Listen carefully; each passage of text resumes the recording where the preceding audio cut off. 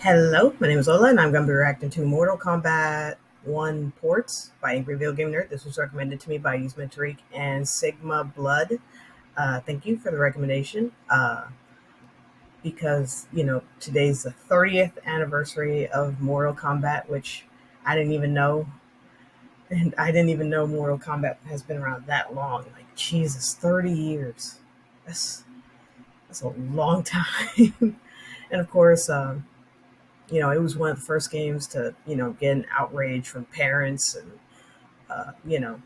people were freaking out and, it spawned the whole, rated M thing for games, games that are not appropriate for children. And it's still going strong with, new games, comics, movies, live action movies. And let's check this out. If you want to like, comment, subscribe my channel. You can if you don't want to. That's fine too. Here we go. Thanks for watching this episode of Angry Video Game Nerd on Mortal Kombat games, which is about fighters from different realms performing gory fatalities. But the real fatality is your unencrypted data being harvested by hackers, governments, and corporations. I recommend using the same VPN I use anytime I go on the internet, ExpressVPN. It creates a secure, encrypted tunnel between your devices and the internet. It also masks your IP address so you can hide your location and browse anonymously. You can change your location to anywhere you want in the world, which is great for unblocking geo-restricted content. For example, I've used it to watch the hit horror movie from 2018, A Quiet Place. Yeah, the sequel's coming out this month, so might as well catch up with the original. Unfortunately, it's not on Netflix USA, so you can set your location to the UK to watch it.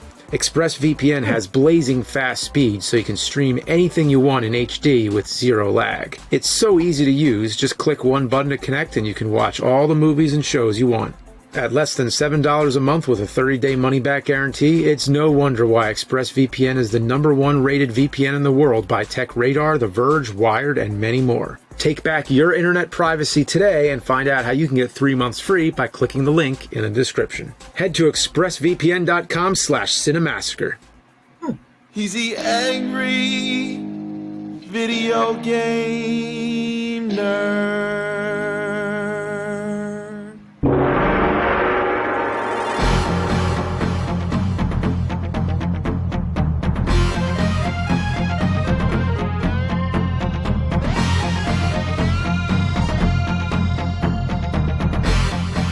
Motherfucking Mortal Kombat. You don't get much more badass than that. When this sumbitch came out, it changed the landscape of gaming entirely. It garnered praise and a ton of controversy. Even the government was trying to ban it until they came up with the bright idea of ratings. It's crazy to think with how violent the series is today, this caused an uproar. Yeah, it's like, really? Nowadays, the gore isn't too crazy, but back in '92, holy shit. It was unlike anything we'd ever seen before. While Street Fighter II was revolutionary for fighting games, Mortal Kombat was revolutionary for video games as a whole. The game was turned into a comic book, cartoon, movie, live-action series, trading cards, and of course the album by the Immortals with that legendary single, Techno Syndrome, which became the Mortal Kombat theme. But the whole album just pummels you with a meteor shower of sizzling hot beats. One of the biggest things about this game was the special moves and the fatalities, which all required complex button combinations, which we had to commit to memory. You know how much of our brain power that used up? We were sitting in school and supposed to be listening to our history lesson, but instead we're tuning out the teacher and just thinking forward high kick, down up low punch. We're all hopped up on GamePro magazines. We can't wait to get to the arcade. So once the bell rings and school lets out, that's the time to let it rip, to let it fucking loose, run in the bus screaming, Mortal Kombat! Yeah, just like the kid in the commercial. I mean, he goes out in the streets and screams Mortal Kombat as if his life depends on it, with raw emotions tearing through like a shockwave, paving a radius of mighty force emanating from the ground where he stands. And then a crowd marches out, as if they heard the call to action, as if to say, damn straight, Mortal Kombat. Because this isn't just a game, this is a way of fucking life. The commercial, of course, was announcing that Mortal Kombat was coming to home consoles. The year of our Lord, September 13th, 1993. Mortal fucking Monday. This would be the day a crowd of edgy 90s teens gathered in the streets to celebrate. Because when it was in the arcades, it was always surrounded and guarded by bigger kids, the quarter hogs. But now, we'd be taking it back to our own homes. That commercial announcing Mortal Monday was like a call of freedom, a call that begged to be reckoned with, a call that defined a generation. While the definitive way to play Mortal Kombat will always be the arcade, people couldn't wait to bring the game home and start ripping out hearts and spines from their couches. Each port is more or less a fair recreation of the arcade version, however they all have minor and sometimes major differences that keep the game from being 100% there. We still ate it up though. Mortal Kombat's launch went down as one of the biggest game releases in history, and we all crowded around our living rooms to witness it in all its violent glory. So, how do all these ports stack up against each other? Like this. First, let's look at the Super Nintendo version. This port was published by Acclaim and developed by Sculptured Software. After turning it on, you get this little animation of Goro walking up and punching the Acclaim logo. Yeah, and of course, Acclaim is the company that bought LJN. Oh, yeah, no. Punch that logo, Goro. Yeah. Punch the fuck out of it. Yeah, I can watch him punch that fucking logo all day. So, right off the bat, I'm going to address the elephant in the room. The thing that everybody talks about is that the Super Nintendo version was censored and is infamous for removing the blood or replacing it with sweat. The sweat thing? If that's really supposed to be sweat, you know what? That's kind of disgusting. I think it's even more disgusting than blood. Yeah. I mean, how sweaty are these fighters to begin with? They only just started fighting and like a gallon of sweat came out of Scorpion. I hope they're slamming down Gatorade in between matches, otherwise they're going to have some serious dehydration issues. In my opinion, the first Mortal Kombat was never known to be a tight and precise fighting game. It was more of a mindless blood sport that you and your friends played for fun. And it was just the style of it, how it was basically like Enter the Dragon, the game. But removing the blood just makes this a mediocre fighter on the Super Nintendo, with Street Fighter II Turbo out the same year. But sadly, compared to all the other issues this game has, the lack of blood is only minor. But before we get into this shit, let's talk about what this game does well. For one, the game looks pretty damn close to the arcade. The graphics are clean, the sound is decent, and the voice samples sound pretty clear. But all that is shit on by some of the most frustrating controls I've ever felt. The game just feels unresponsive. There's been so many times where I'm hitting buttons and nothing happens. Sometimes I'll be nowhere near the enemy, but able to sweep them infinitely from a mile away. So another thing that blows is getting hit while shooting a projectile cancels your projectile. In the arcade version, if I shoot ice but get hit by the opponent's projectile, my ice still hits them, but in the Super Nintendo version, it disappears. I don't know why they would program it like this. All this really comes to a head when you hit the endurance levels. Oh my lord, the endurance levels. I spent more time on these 3 levels than I did on the rest of the game. Having to beat 2 opponents while struggling to control the game makes these 3 levels a shit show. I can't stand it when I beat the first opponent, and the second opponent comes in and cheap shots me. In the arcade, these parts are tough, but they still seem fair. It really does come down to a test of endurance, but the Super Nintendo version is a test of patience. The computer gets really cheap here too. It's demoralizing. Having to continue over and over just to lose when you're so close to the end is really painful. What's worse is Goro and Shang Tsung are fucking pushovers. I destroyed them on my first try. I was kind of disappointed. Can you have some fucking balance here? And speaking of disappointing, let's take a look at the fatalities. In every version of the game, the only people whose fatalities stay the same are Scorpion, Sonya, and Liu Kang. I never really understood Liu Kang's fatality. He flops all around and uppercuts you. It's awful. Kano's is also kind of the same, but I don't understand what he's ripping out of Liu Kang. I guess it's his sweat gland or something? Sub-Zero loses his famous head rip and instead freezes and shatters you. That makes sense, actually. I think it's a more appropriate fatality for Sub-Zero, but what I don't understand is how do they scream after being frozen and shattered? Raiden's fatality is pretty cool too. He electrocutes you into dust. To be honest, I actually like this over his original fatality. The pit fatality is pretty lame. Without blood, it just looks wrong. When Johnny Cage gets knocked down, he just chills out down there. He looks completely fine, like by some miracle he fell all the way down and missed the spikes. Speaking of Johnny Cage, his fatality is by far the worst in the game, and maybe even the whole series. He kicks you in the chest and his foot disappears while they just flail around. I mean, this right here is the epitome of not even trying. I mean, you couldn't even try to make that happen. His foot disappears before it even touches. What is going on? Well, this gets my award for the shittiest fatality. All right, well, let's move on to the next one, the Genesis version. Now, let me tell you straight out, this is a deal breaker to me because 3 buttons? 3 buttons for Mortal Kombat? How does that work? Both high punch and low punch share the A button. A regular tap is a low punch. If you're holding a direction, it turns it to high punch. B and C are both the kick buttons, and start is block. So it can be done, but the thing is, you just gotta get a 6-button controller. If you have the 6-button controller, you're fine.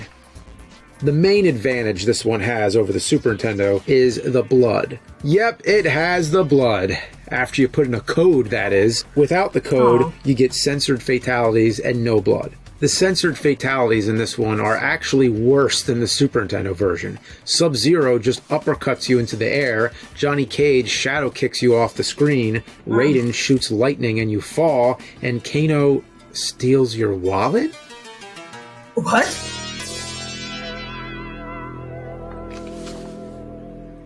He steals your wallet. And he holds it up like, I guess he takes your wallet, and the shock of it kills you. There's absolutely no reason to play this without the code. The pit is actually turned off without the code, so fuck this shit. Put in that blood code.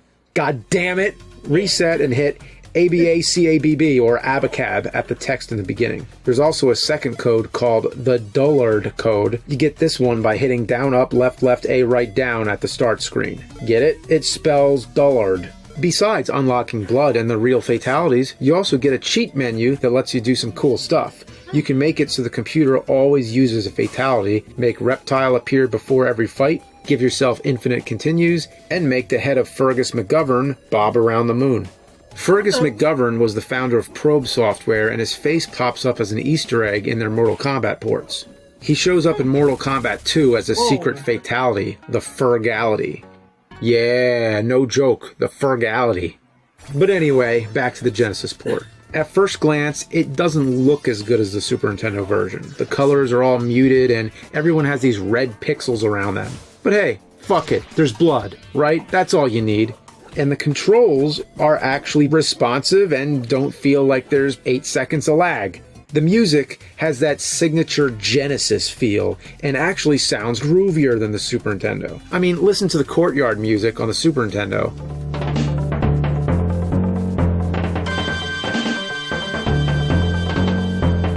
And compare it to the Genesis.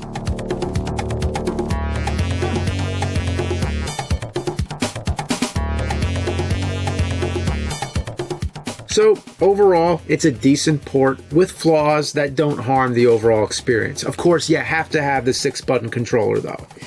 Now, let's fuck it all up and play Mortal Kombat on Game Boy. Yeah, can you believe I'm doing this? You want to bring Mortal Kombat with you wherever you go, huh? Well, to that I say don't. Just don't. Wait till you get home, because this is easily the worst version of Mortal Kombat I've played so far. This one was also made by Probe, but they must have rushed through this and spent all their game development talent on the Genesis version. The music is a mess of screeches and farts. It just sounds like ass and a half.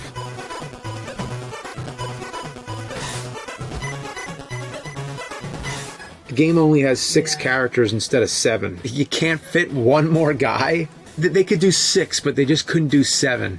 Johnny Cage is left out on this one, but I'm pretty sure he's cool with it. Liu Kang has one big tooth. Raiden looks like someone walked in on him in the bathroom. Scorpion and Sub-Zero are barely distinguishable. And Sonya has these dark, soulless eyes.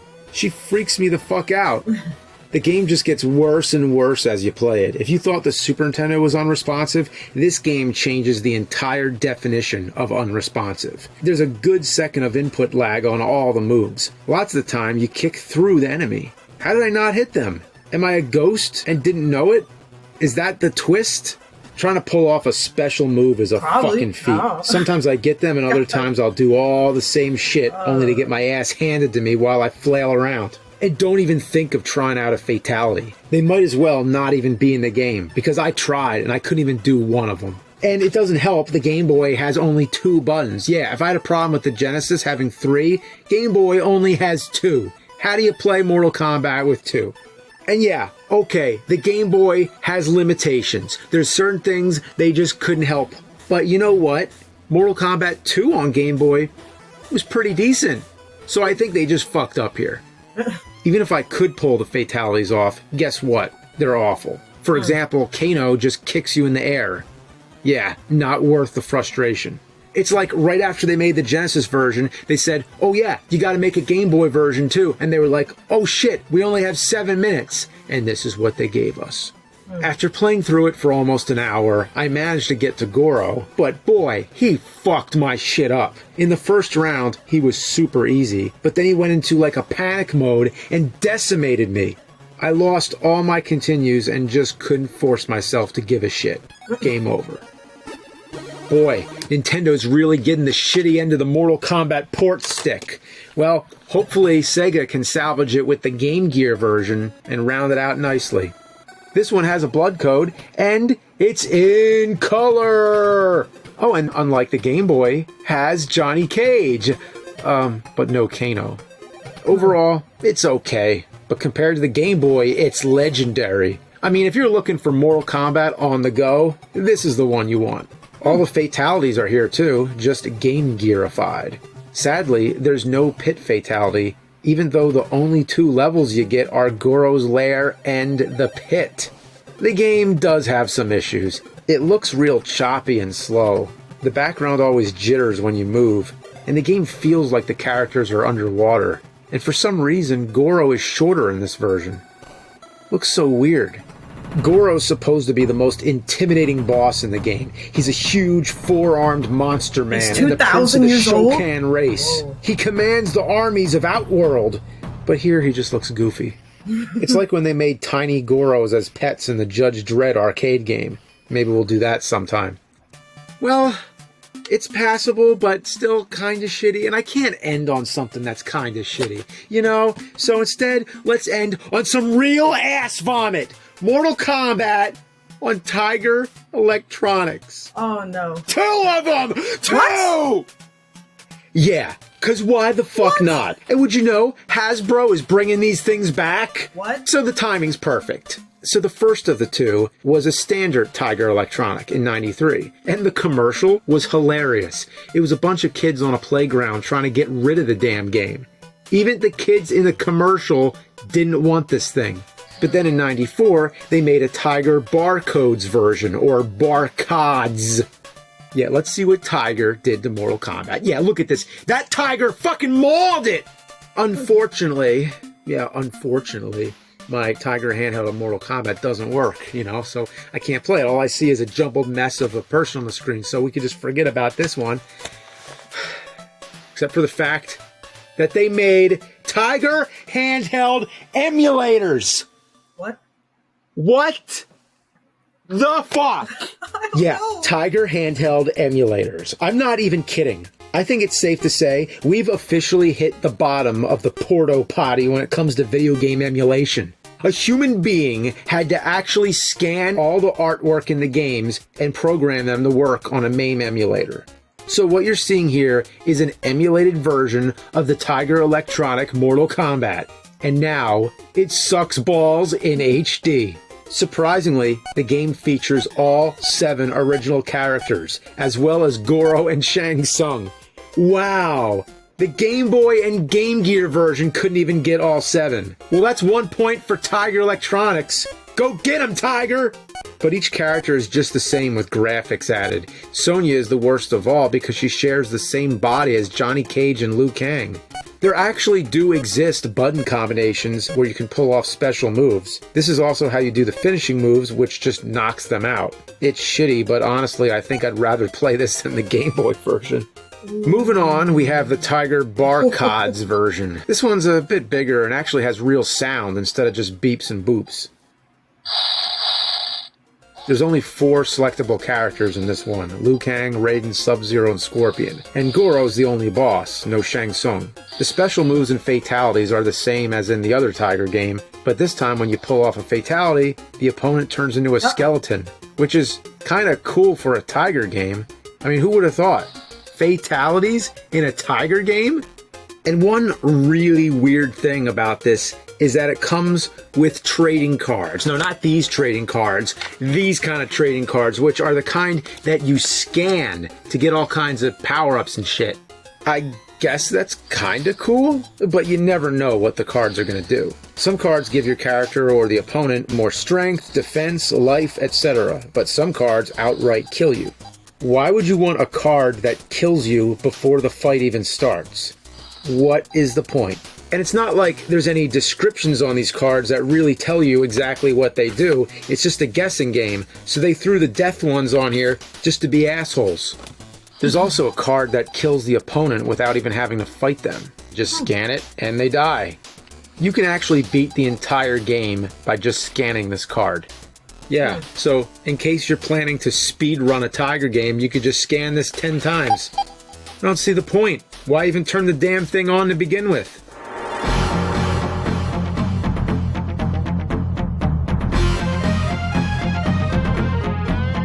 Well, those are all the ports shot out on Mortal Monday, as well as some extra dingleberries. I know I missed some other ports like the Sega CD version, but that one is mostly the same as the Genesis with some enhancements.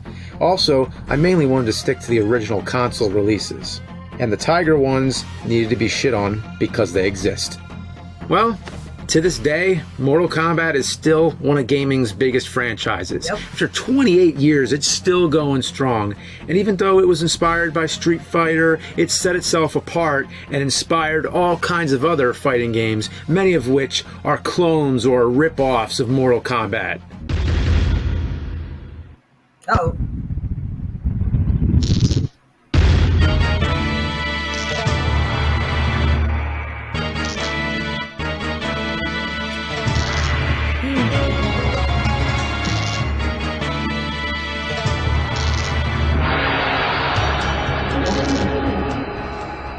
What the fuck?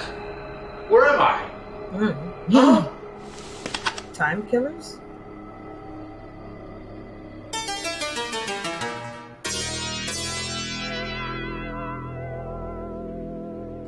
Uh-oh. Yeah, I didn't know they, man. Wait, I think, didn't he cover it in the Tiger Electronics episode? Maybe. But I didn't know they made 2 of them. Like, what?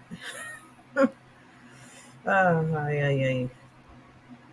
But I guess, whichever game you like, whichever port, floats your boat or whatever, have fun. As long as it's not Tiger Electronics or the Game Boy.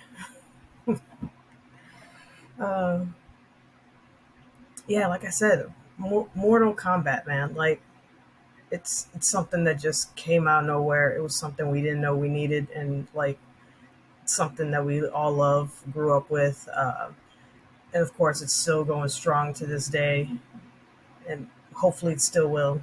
And I know it will. Yeah, the Game Boy just looked terrible. So did the Tiger Electronic ones. And of course, like